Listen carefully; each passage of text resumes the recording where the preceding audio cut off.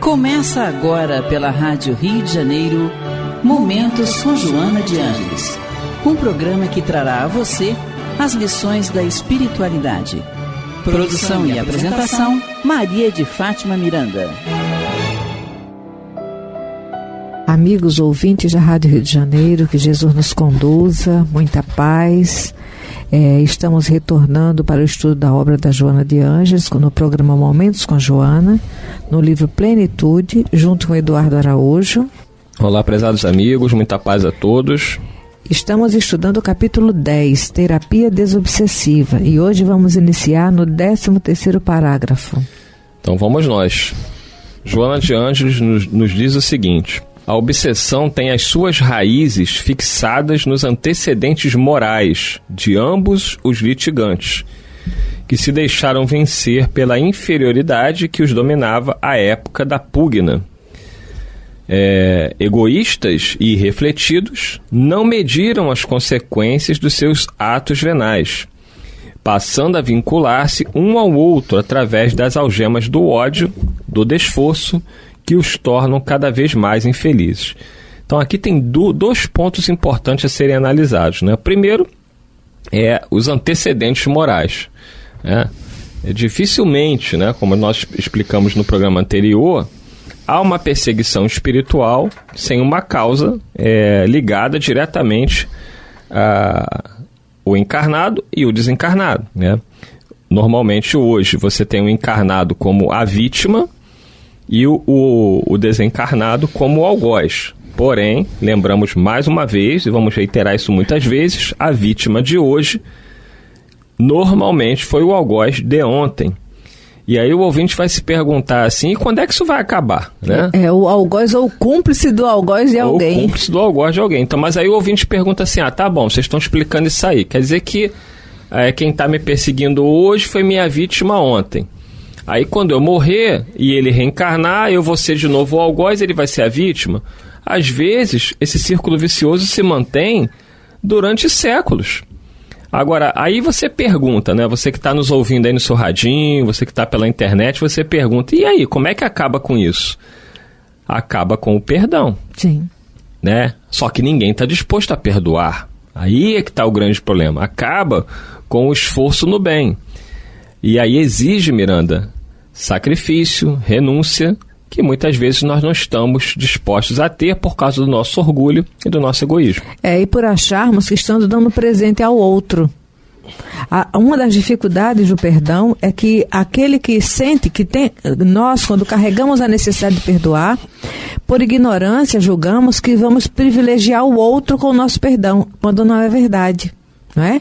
Então tudo isso vai ter um ponto final quando nós encontramos a lei de amor. E a lei de amor vai nos convidar ao perdão. Mas não ao perdão ao outro, porque se o outro me ofendeu e tudo tem origem em mim, eu desencadeei um processo que me vinculou ao outro. Então, perdoar primeiro a si mesmo. Compreender a fragilidade moral, compreender as lutas de onde está tentando sair e que nós somos os artífices da nossa felicidade ou infelicidade. Então, perdoar não é presentear o outro. Perdoar é libertar a si mesmo daquilo que se comprometeu com o outro. E, naturalmente, o outro também será beneficiado. Ninguém está dizendo aqui que isso é fácil. Não, tá? Não é fácil. Ninguém está dizendo, até porque eu e Miranda, a gente está aqui no microfone da Rádio Rio de Janeiro, mas a gente também aprontou e aprontamos, não foi pouco não. E no dia a dia a gente tem dificuldade de vencer barreiras de antagonismo. Exatamente. Então, assim, a gente tem que tomar esse cuidado. E aí tem um outro ponto do que Joana coloca aqui, que uma coisa é você falar do passado, só que agora a gente está falando do presente.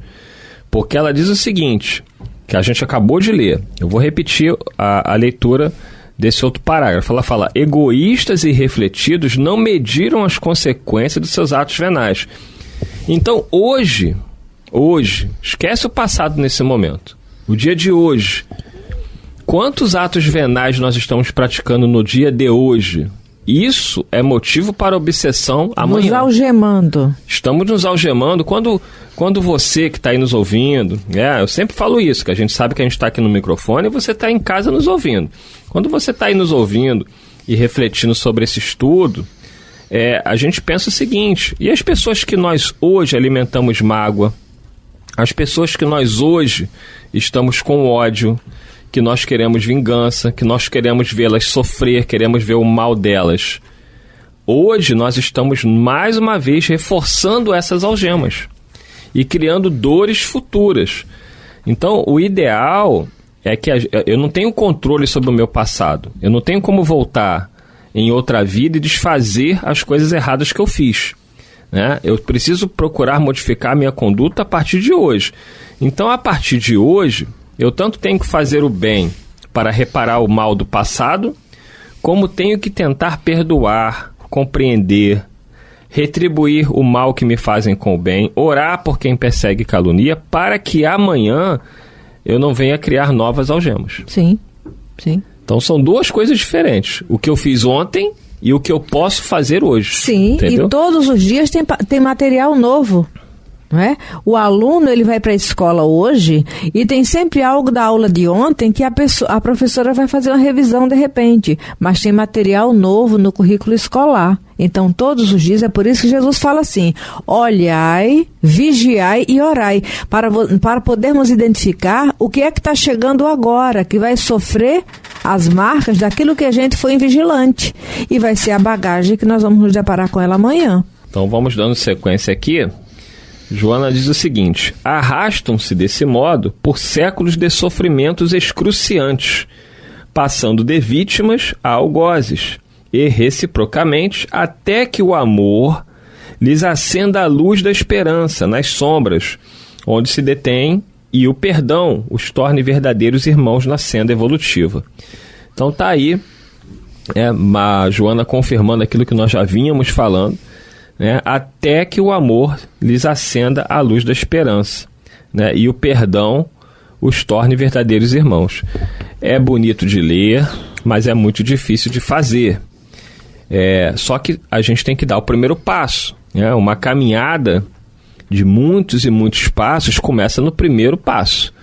A escalar uma montanha, ninguém escala a montanha iniciando já pela metade ou quase na parte de cima. A gente escala do início da montanha. Então, é um esforço continuado, exige dedicação, exige renúncia, exige nós trabalharmos o nosso orgulho, o nosso egoísmo, como disse a Miranda, porque ninguém quer ceder. Ninguém quer ceder. Ah, quer dizer que ele faz o que faz comigo e eu vou ter que desculpar, vou ter que perdoar? Sim. Não é o que Jesus ensina? Ah, mas eu não sou trouxa. Então Jesus é trouxa? Pois é isso, Miranda? Deve ser. E Deus errou o endereço. Deus errou o endereço, né? Não tem como sentido. Como é que Deus vai querer isso para o fulano, para mim? Não, Deus não quer. Deus, ele nos criou, sabe da nossa potencialidade, e um dia retornaremos a ele. Leve o tempo que nós exigirmos pelo nosso desforço, ou nossa ignorância, nosso descompromisso. Mas é sempre importante lembrar, quando Jesus fala: conhecereis a verdade e a verdade vos libertará, é porque vai nos mostrar que a origem da nossa dor está em nós e não no outro. Quando o outro ele entra no circuito e acrescenta mais dor, ele está se comprometendo. E é ele o gerador da própria dor, que mais tarde ele vai ter que cuidar. Então, se esforçar para esvaziar a mente e a emoção dos lixos que o outro tenta nos trazer, é não abrir brecha para comprometimento futuro. Porque às vezes o outro não tem nem noção que carrega aquele lixo. Aproxima-se de nós, deixa a sua carga vibracional negativa, ou então projeta em nós as suas mazelas, e é por isso que precisamos conhecer a verdade, que a verdade nos liberta, e a verdade está na mensagem do Cristo, que nos mostra como iguais perante Deus, mas dignos da felicidade também igualmente. Então vamos nós, e Joana confirma, aqui nesse próximo parágrafo, que o amor é, assim, o primeiro medicamento para a terapia anti-obsessiva. E aí está o grande desafio, né? Porque, na verdade, nós, conforme dizem os espíritos, nós não sabemos amar ainda. O nosso amor, ele ainda é uma coisa muito, assim, longe da realidade daquele amor que Jesus veio nos ensinar. Por causa das duas chagas da humanidade que os espíritos colocam, que é o egoísmo e o orgulho, né? O egoísmo e o orgulho são antagônicos a esse sentimento que nós queremos desenvolver, que é o amor. Porque quem ama vive uma outra realidade. Quem ama consegue vencer o ódio, consegue vencer essas animosidades, porque quem ama, perdoa. Daí a nossa dificuldade em perdoar, porque nós não amamos. Na verdade, nós temos dificuldade em desculpar. Quando um amigo fala alguma coisa que nos chateia, que nos causa contrariedade, a gente fica chateado com o amigo, não quer falar com ele, e é amigo. Agora, você imagina perdoar alguém que nos feriu gravemente, alguém que tirou a vida de alguém que a gente ama. Então, assim, são situações muito graves que se apresentam na nossa vida de espírito e que a gente entende, não estamos aqui de forma nenhuma dizendo para ninguém que seja fácil. Não estamos minimizando, porque olha, a sua dor tem o tamanho da tua necessidade, então é sempre maior que a minha. Exatamente. Então, cada um no seu tempo, cada um do seu jeito. Agora, que essa é a solução verdadeira que pode trazer paz para a nossa vida, o amor e o perdão. É um desafio para espíritos ainda tão atrasados como nós, porém, é o melhor remédio, né, para nos trazer a paz que todos nós buscamos. E Joana continua dizendo o seguinte: abre as portas à esperança e esclarece quanto às sagradas finalidades da vida, proporcionando o perdão que suaviza as dores produzidas pelas ulcerações do ódio. Enquanto persistam o ressentimento e a malquerença, a desconfiança e o rancor, a obsessão permanece como ácido queimando as delicadas engrenagens da casa mental e produzindo as alienações tormentosas. Então, é necessário a gente pôr um ponto final nessas animosidades. Sejam animosidades agora, desta vida, de um encarnado para outro encarnado, seja quem for esse encarnado, um familiar, um conhecido, um colega de trabalho.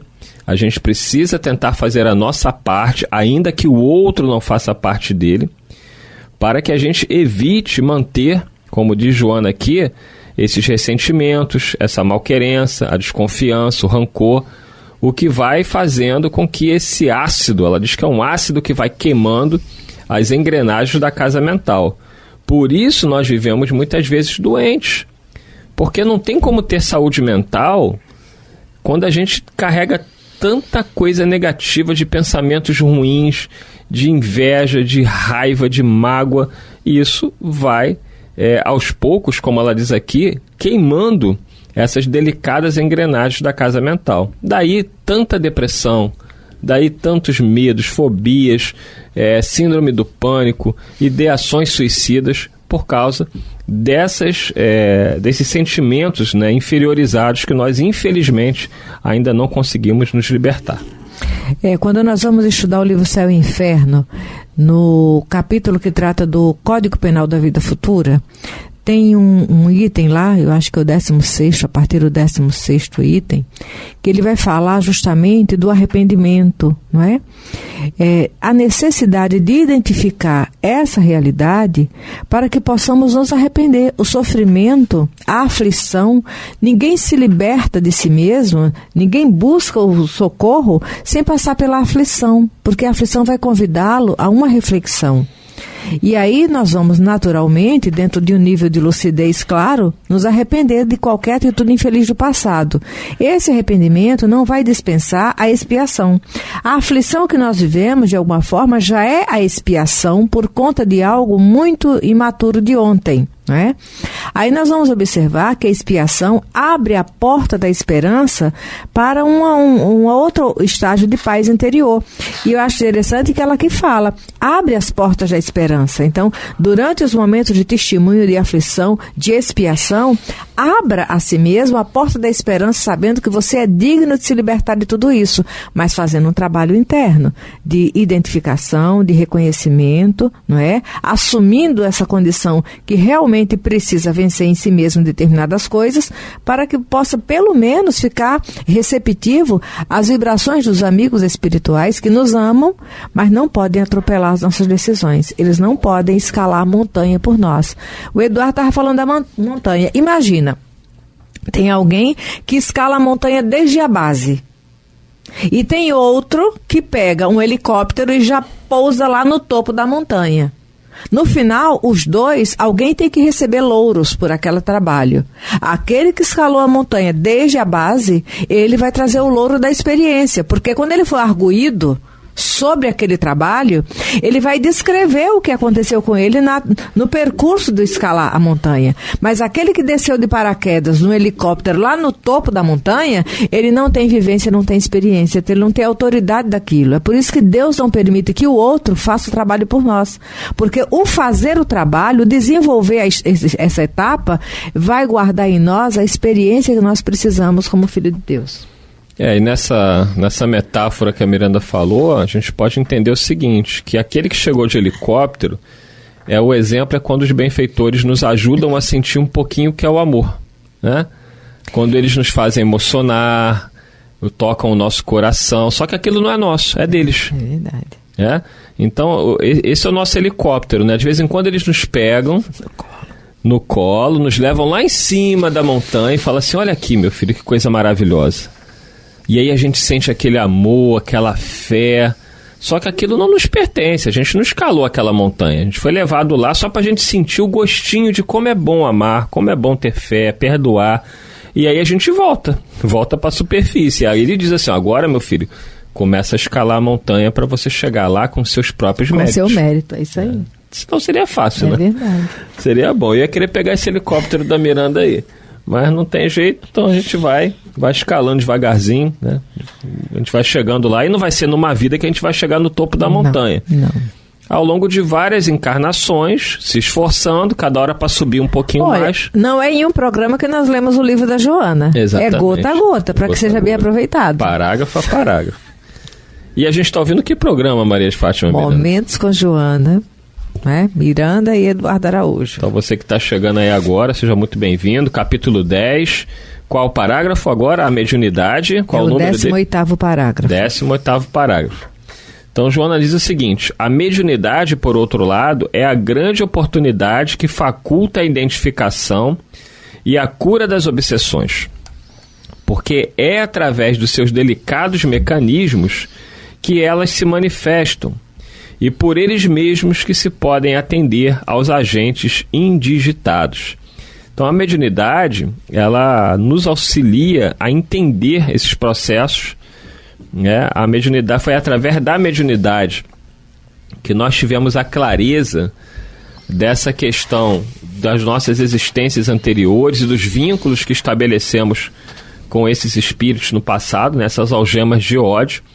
Eu já tive a oportunidade em várias sessões mediúnicas, né, de ouvir espíritos que se apresentaram nessas reuniões, e muitos deles que viveram comigo em outras oportunidades e que vieram me cobrar, vieram me dizer que eu os traí, que eu os matei, que eu os enganei.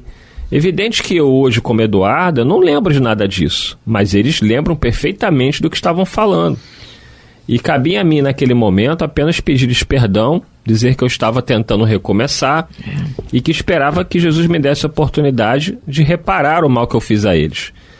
Porque eu não tenho como voltar lá no passado e desfazer o que fiz, mas eu posso daqui para frente fazer o que eu devo fazer. Fazer um novo recomeço. Um novo recomeço.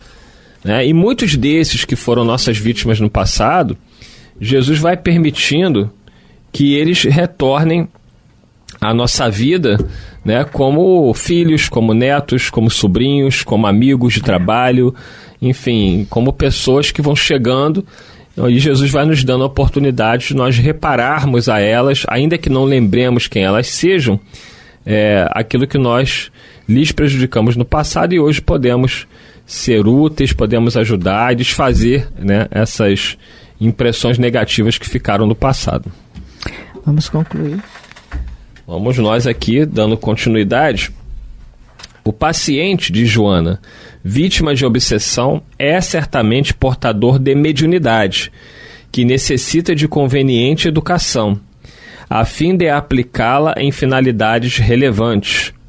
Então é natural, né, que a gente entenda que a obsessão, né, todos nós temos essa possibilidade de registrar o plano espiritual, como diz Kardec, no item 159 do Livro dos Médiuns. Todos nós somos mais ou menos médiuns, segundo Kardec, né? Registramos a presença dos espíritos. Porém, médiuns efetivamente, Kardec só considerava aquele em quem a mediunidade é ostensiva. Mas Joana coloca aqui de uma maneira geral Toda vítima da obsessão tem essa mediunidade, sente essa presença que o envolve. E ela continua dizendo o seguinte sobre a obsessão, que a obsessão é doença grave. Né? A gente não costuma dar valor, né, àquilo que não é no corpo, que é da alma, mas a obsessão é doença grave, ela diz, mesmo quando se apresenta em quadros simples, em forma de inspiração depressiva ou de morbo, que afeta a saúde física. Isso porque impõe a transformação moral do paciente e a mudança emocional do agente, que a desencadeia consciente ou não, Miranda. Pois é. Doença grave, né? Mesmo quando se apresenta em quadros simples. Por quê? Porque ali tem um comprometimento, que se não for cuidado, vai gerar uma profundidade de estado que depois fica mais difícil. Então, tão logo seja identificado, se a pessoa tiver a oportunidade de ser levada para um atendimento, para um socorro, aí vocês podem perguntar, mas e aqueles que trazem essa condição e não são espíritas, não têm conhecimento da doutrina espírita? Olha, nós desdobramos toda noite. Todas as noites nós saímos do corpo para refazimento da energia física, com repouso, não é? E para uma interação no nível que for, a nível espiritual, no campo espiritual. Então, o que é que Jesus nos orienta? A meditação, a oração. Aqueles que têm a felicidade de orar, não só formulando frases verbais, mas com o mínimo sentimento de entrega a Deus, vai ter uma oportunidade durante o sono de ser tratado nas bases daquilo que está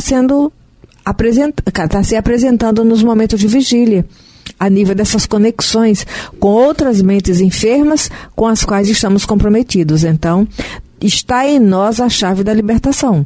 E como não é muito fácil nos desvencilharmos de elos que estão calcificados, cristalizados ao longo de muito tempo, a aproximação com Deus, uma intimidade maior com Deus, meditar sobre a vida, a gratidão, independente das limitações que enfrentemos em sociedade, fisicamente, emocionalmente, desenvolver sentimento de gratidão a Deus é a primeira porta para a saúde emocional e mental e vai refletir naqueles que nos acompanham. Bom, vamos nós aqui, o tempo já está acabando. Vamos ler mais um parágrafo aqui, para terminar, ele é pequenininho. Isso. Joana diz, só há obsessão porque há débito de quem a sofre. Como é que é isso, Miranda? Só há obsessão porque cada um de nós, né, se é a cada um segundo suas obras, nós nos devemos uns aos outros, e as experiências que somos convidados a compartilhar na jornada física podem gerar elos de luz ou nós, aquele nó cego que vai demandar muita luta e esforço para desatar, através de testemunho, né, através de expiações e resgates. Bem, dito isto, né, nós estamos chegando aí ao final de mais um programa, né, com profundas reflexões que Joana nos traz, né, que nós possamos ficar atentos a essa necessidade que temos de aproveitar a oportunidade de conhecer a doutrina espírita. Tem muita gente passando por processos obsessivos graves que sequer conhece e entende o que está acontecendo.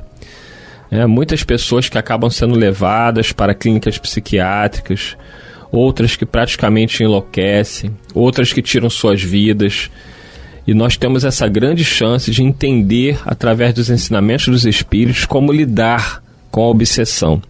Não somente em relação à nossa vida, mas em relação à vida das pessoas com quem nós convivemos, porque com o nosso conhecimento a gente pode ajudar e muito a auxiliar não só o encarnado que esteja sendo vítima da obsessão, como o desencarnado que hoje se apresenta como algoz, mas que normalmente já foi a vítima do passado. Muita paz a todos, que Jesus nos abençoe e que possamos estar juntos mais uma vez semana que vem, dando continuidade ao estudo aqui do livro Plenitude. Que Jesus nos conduza. A Rádio Rio de Janeiro apresentou Momentos com Joana de Ângeles, um encontro com as lições da espiritualidade. Produção e apresentação, Maria de Fátima Miranda.